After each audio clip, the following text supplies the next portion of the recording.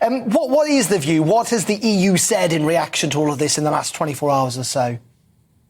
Frankly, Darren, the reaction has been a hard no. But that is entirely what we were expecting as we started to hear that this bill was coming. European ministers have come out, and specifically the Irish ministers. Generally, the other countries tend to sort of back behind what the Irish are saying at the moment, just saying that this is simply not acceptable.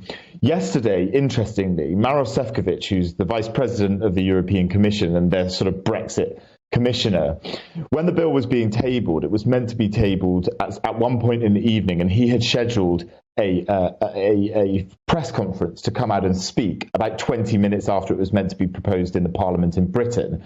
There was a delay yesterday, but he just came out anyway and did his press conference saying the statements that he wanted, that the protocol is not renegotiable and that they're looking into not just the infringement procedures that they might have had in place already, but additional ones as well. I think the reason I bring up that timing is to show that actually, from an EU side, they're done with this. They're coming out, they know their position, they feel they have unity among the EU member states, and they are simply saying to the British government that they do not accept this bill to change the protocol that they say, and well, it did happen, that the UK government agreed with them as part of the Brexit deal.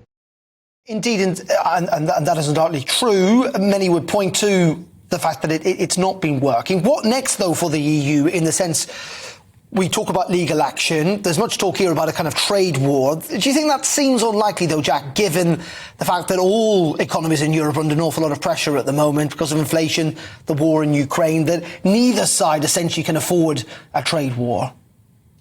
Yeah, I think that's right. I think this is going to be a bit of a litmus test between exactly, how far the European Union is willing to go when the disputes come up over the Brexit deal. I doubt that this will be the last one that we see.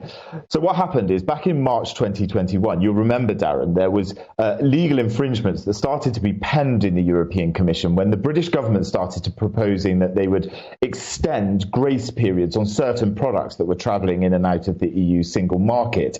And the UK wanted to do that unilaterally as well. So the Commission started penning these legal infringements. They say they froze them in September of 2021 in order to try and negotiate through that, which they did manage to go forward on that. Now they're saying that they'll simply unfreeze those legal infringement procedures and potentially will add new ones. The question is, what will those new ones be? And I think most of us in the press pack in Brussels have been plugging every single contact that we have to find out exactly what they're talking about. How far might they go on targeted measures against particular products in the UK coming into the EU single market if this were to be something that comes to pass? But at the moment, it's like getting blood out of a stone. Nobody wants to talk about exactly what that will mean. And that is partly, Darren, because they know, as Tom was saying just now, there's a long way to go on this. There's a lot of dissent in the Parliament. There's questions about whether it will make it through the House of Lords, this bill as it is. So from an EU side, they don't want to show their hand too soon on this.